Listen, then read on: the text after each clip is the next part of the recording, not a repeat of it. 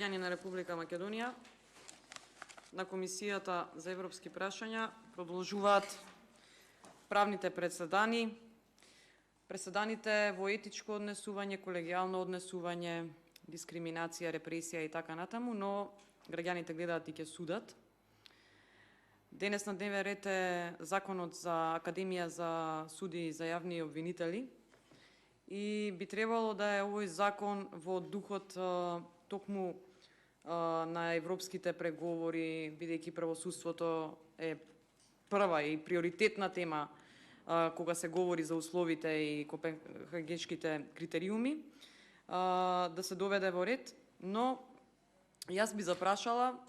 дали со овој закон всушност ќе се зголеми довербата во судовите, како што кажа амбасадорката Брнс, дека е само 8% или 92% недоверба во судовите, дали со овој закон ќе се подобри тој факт. Тоа е веќе факт. И таа доверба ќе паѓа во иднина. Или пак дали ќе го смените фактот дека околу 50% од судовите, гледавме од извештаите и за суди и за јавни обвинители, дека 50% од судовите се всушност неажурни. И во една држава кога нема поделба на власт, тогаш таа држава преоѓа во монархија и вие сте на добар пат да ја претворите во монархија. И кај што не говорите и не коментирате, дофрлувате недолично и јас би ве замолила, во знак на Кодексот за етичко однесување на пратеници, барем достоинството да си го сочувате, она што не дозволувате процедурални и да говориме, тоа нека оди на ваша сметка, на сметка на вашето достоинство и колегијалност. Нашето право за говорење е неприкосновено и загарантирано со Устав. На крајот на краиштата, легитимитетот да говорам овде го дале граѓаните кои што ме гласале. И тие бараат да се обраќаме ние во собрание, затоа што преку нас ги елаборираме нивните проблеми. Но, овде во собранието или се повикуваш на член од деловникот или се повикуваш на воспоставена пракса и како што порано се воспостави пракса да се молчи кога ќе се пријави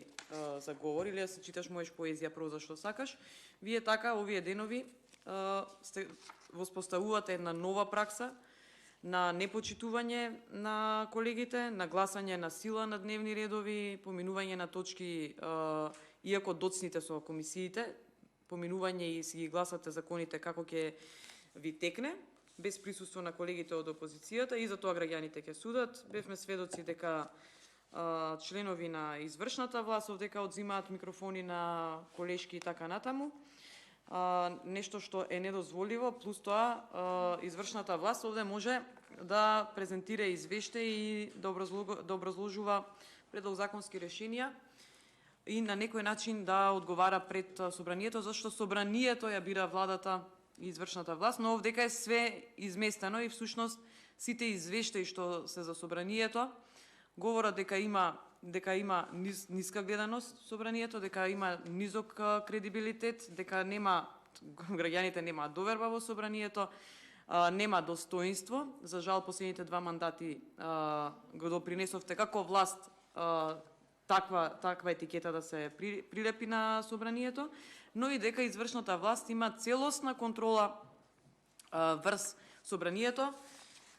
така да оваа пракса што ја воспоставивте, да знаете дека во идно време ќе се најдете од другата страна, кога ќе бидете во опозиција и ќе ви се удри од глава и ќе се присеќате што сте правеле овие денови. За законот говореа моите колеги и јас во детали не би навлегувала, но сепак генерално би кажала дека овој закон всушност, кој што велите е на оваа комисија како заинтересирано работно тело, обично закони што се со европско знаме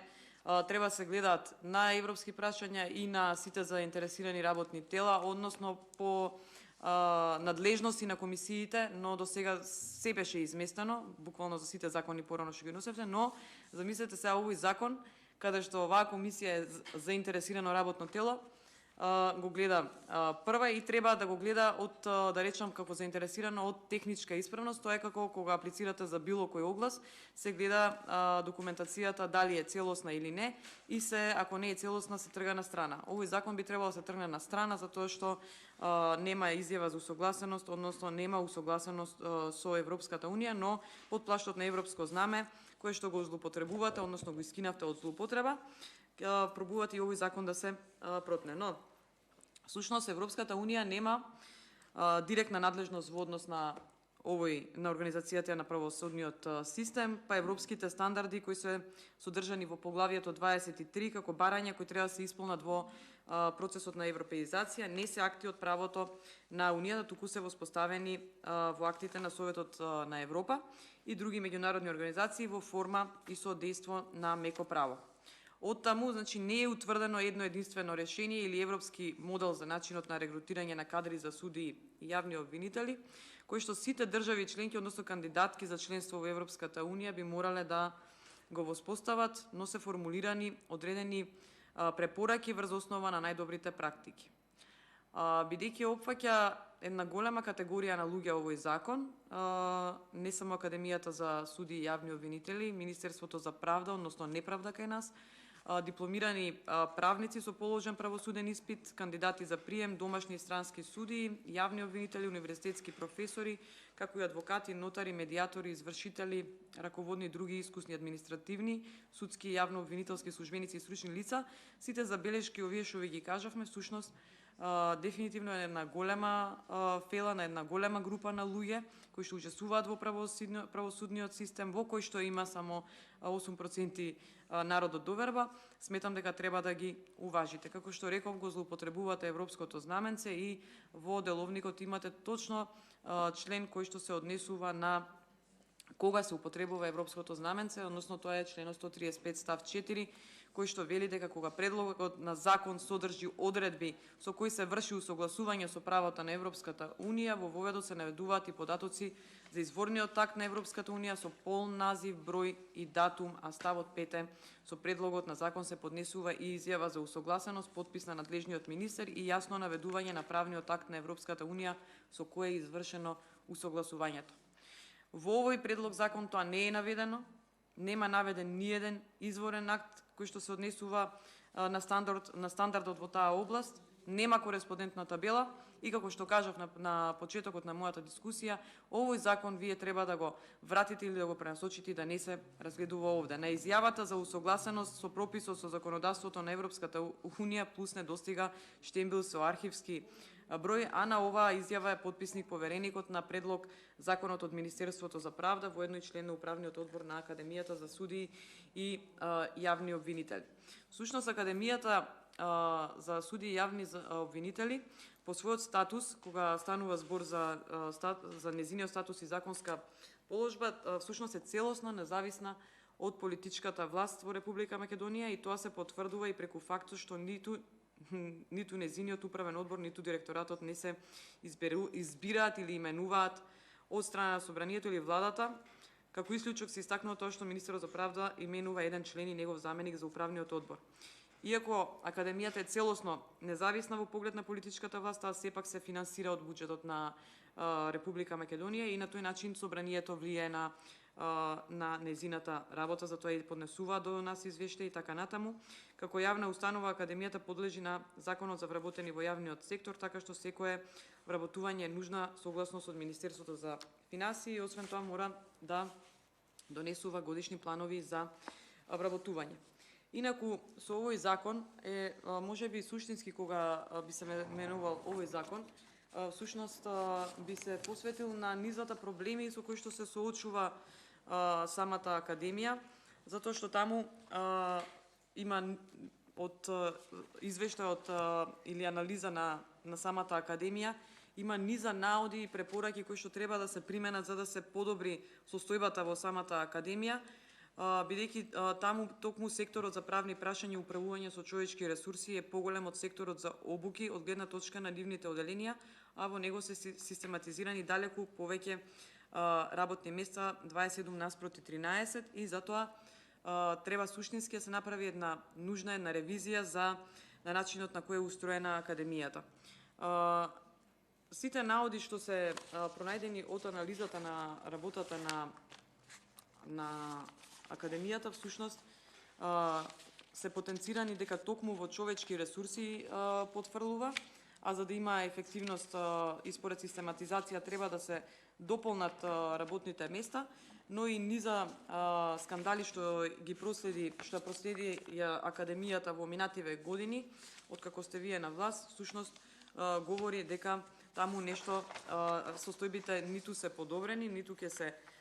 подобрат. Па така еве од 2020 има едно писмо кандидати од академија од прилика 16 луѓе на број кои што укажуваат на неправилности и се жалат на дискриминација, дека се тргнати од листата на која што биле пријавени, па оваа репресија која што ја правите и во академијата, во тело кое што треба да е независно од политиката, една репресија што ја правите во сите институции во државата, бидејќи нели централна власт е, па ви се може. Ја спроведувате и во образованието и во градинките, мотивирани од максимата на вашиот црпнат од Муртино, кој што велеше ќе бркаме од чистачка до директорка. Требаше да ццкате кога тој збореше вака. И кога ова се спроведува низ институциите и се уништуваат човечки судбини. Нивните прашања на тие дискриминирани луѓе од академијата е всушност како јавно оштетени кандидати кои инвестирале и многу време и напор и ресурси за овој оглас, поставиле низа прашања кои што ги должите како власт да ги објасните и на крајот на краиштата, ако сакате правосудството и правниот поредок да се среди во државата, треба со суштински реформи да се тргне, но бидејќи се влада која што тргна реформскија од реформи не спроведе, не верувам ни дека ова ќе се среди. Но е вредно да се постават овие прашања затоа што нивни легитимни, дискриминирани, кои би биле идни јавни обвинители или суди, треба да се постават на крајот на краиштата, да се уважат луѓето, дека некој се грижи за нив, оваа власт за жал не. Значи, низа од прашања, кои што еве првото прашање било зошто свесно се дозволува 16 од најдобрите кандидати поради тоа што се македонци да бидат избришани од конечната ранг листа на слушатели за 7-та генерација со одлука измена на правилник и статут по објавувањето на јавниот оглас со кој ретроактивно се менуваат правилата на игра. Второто прашање им било дали ваквата одлука не фрла црна дамка врз целиот процес за кој сите силно се стремиме за правна држава, кога 16 најдобри кандидати од 40 до 60 место од македонска националност од вкупно 670 пријавени кандидати се бришат со незаконска одлука. Трето прашање било дали на секој нареден оглас во академијата ќе се менуваат правилата на игра откако надпреварот ќе биде отпочнат и како ќе се чувствуваме ние како правници, идни судии и обвинители, ако ваквата неправда не биде исправена. Четврто прашање им било како ние како држава која претендира влез во Европска унија ќе ги отвориме поглавјата 23-24, тоа се правосудство и човекови права и правда, слободи и безбедност, кога на најболната точка во нашата држава правосудството на последниот оглас за суди и јавни обвинители во 2020 година е направена незаконска и дрска дискриминација по национална основа. И видете сега, од една страна, она што треба да е независно го дерогирате максимално, затоа што видовме од минатите измени на законите за суди и за јавни обвинители, каде што пролонгиравте овие рокови за да им се продолжат на судиите, на јавните обвинители, каде што всушност во тие закони фалеа уште сликички и име и презиме од вашите роднини кои што ќе ги ставите таму, но замислете 16 најдобри кандидати сте ги разочарале и сте ги дискриминирале, згора на тоа ниту сте им дале одговор за она што се случувало во самата комисија. И знаете како, овие мандати два поминати, вие покажавте дека од самиот прв ден дека можете, не мора во сала, ниту систем да има уклучено, ниту извеште да има за спроведено гласање или било каква седница на комисија или на пленарна, дека можете буквално и во некој ходник да се соберете, еве и на паркингов овој што е преполнов дека пред собрание и што секој ден не можеме да паркираме, еден паркинг не можете ред да го споставите. Можете да се изгласате што сакате. Така направивте и денеска. И ја ви велам да продолжите како до сега. Нас не одговара За жал, граѓаните се тие што трпат, а граѓаните го дават последниот збор на избори. И во знак на револтот, вашиот однос, кој што е крајно игнорантски, крајно агресивен, посесивен, дискриминаторски, репресивен, како и да сакате да го оцените, сите епитети овие што ги кажувам, ги етикети ги заслужувате. Ние можеме да оставиме што сакате овдека да правите, но ние сме браникот на државата, браникот на граѓаните, затоа седиме овдека, говориме, колку и да вас ви е, за жал, многу досадно, па ви препорачувам, земете, плетете, везете го влени, што сакате правите, за да си го поминете времето, пошто вие не сте ја сватиле главната функција на пратеник, не е да цскате додека говориме ние, туку да дискутирате за прашања што ги мачат граѓаните. И знаете како, кога не дискриминираат нас, се смеете и ќутите. Кога ќе возвратам, и тоа ова е блага форма на возвраќање, тогаш ццкате и делите епитети. Знаете како, во било која организација, колектив, све е до менаџментот. Менаџерот каква енергија ќе проследи до вработените, до колективот, таква енергија колективот потоа зрачи. Значи, вашето безобразие и дрскост доведува, иако ние имаме многу коректен однос, но прво вашата неодговорност како пратеници ја покажувате овде, затоа што ниту земате збор, ниту браните, ниту напаѓате, парламентарец е всушност тоа. Пратеник треба да зборува, да говори. На крајот на краиштата не е функција пратеник да се дотераш да дојдеш и да заминеш, туку треба да оставиш траг во битисувањето во собранието. Трагот се остава кај пратениците со говорење на говорница. Па судот го имаат граѓаните. Дали јас зборам лошо и вашите реакции не ги проследува јавноста, народот ќе пресуди. Народот ќе пресуди за вашиот однос, народот ќе пресуди за нашиот однос, но сите политики што ги водите се катастрофални. Нема област во која добро оди државата и скроз колосекот го изместивте на државата. И знаете како, силните земјотреси во вашето мнозинство веќе влегуваат и во политичка криза. Ако не сте свесни за тоа, мене многу ми е жал, тоа е, односно, резултат на едно политичко неискуство тогаш, е показател дека предвремените избори се решение. Значи, земјотресите што се случуваат во вашето мнозинство, како што велеше колешката Арта, дека се будиме со парламентарното мнозинство, не. Тек ќе се будите со парламентарното мнозинство. Ја ви кажувам, од искуство ви го објаснувам дека ако не сте го предвиделе тој момент, всушност силните политички земјотреси кои што ги предвидувавте и сакавте да ги предизвикате во ВМРО ДПМН, ви се удрија од вас и тиквата кај вас пукна. Но, како што кажав, граѓаните судат, граѓаните ќе пресудат и за ова што се случува и кај нас, и кај вас, и така натаму. Тие се искусни политички, мудар народ имаме, напатен народ имаме, испечен од сонце по нивите, кој што вие не го уважувате, не го посетувате и така натаму го изгубивте скроз контактот, но, како што кажав, граѓаните на крај ќе пресудат. Така да и за овој закон и за нареден, буквално можете имате вие целосна слобода, силата е во вас, вие сте власта, вие сте вивнати во звездите, во гламурот и сјајот. Уживајте уште кратко. Ви благодарам. Ви благодарам. Дали некој друг бара збор? Бидејќи никој не бара